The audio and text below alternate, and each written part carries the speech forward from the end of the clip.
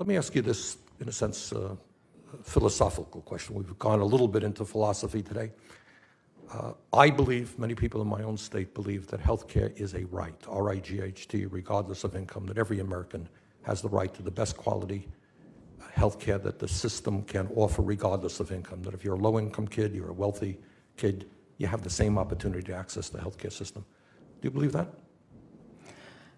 I believe that every person ought to get good health care, and the Hippocratic Oath says that I would provide health care regardless of whether the person pays me or not.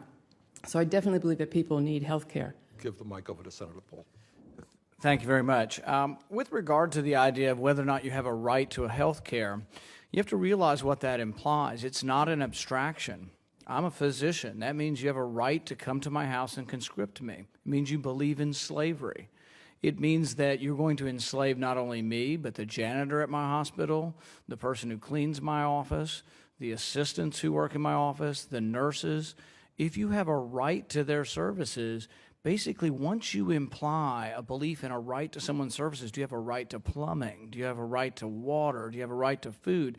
You're basically saying that you believe in slavery. You're saying you believe in taking and extracting from another person.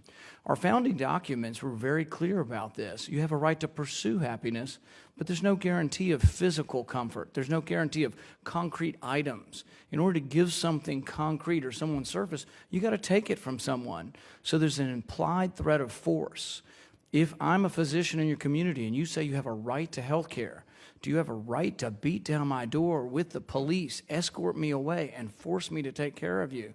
That's ultimately what the right to free health care would be. If you believe in a right to health care, you're believing in basically the use of force to conscript someone to do your bidding.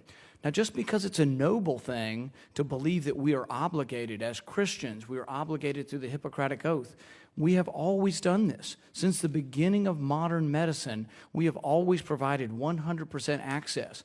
I do it in exchange for privileges. I do it because I believe in the Hippocratic Oath, but my hospital also says to me, you can only operate in this hospital if you agree to see everyone coming through the emergency room. I always have. We have always treated.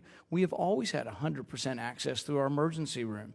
Those were for emergencies. They're not the best place for primary care. We all agree with that. But we've always had 100% free access.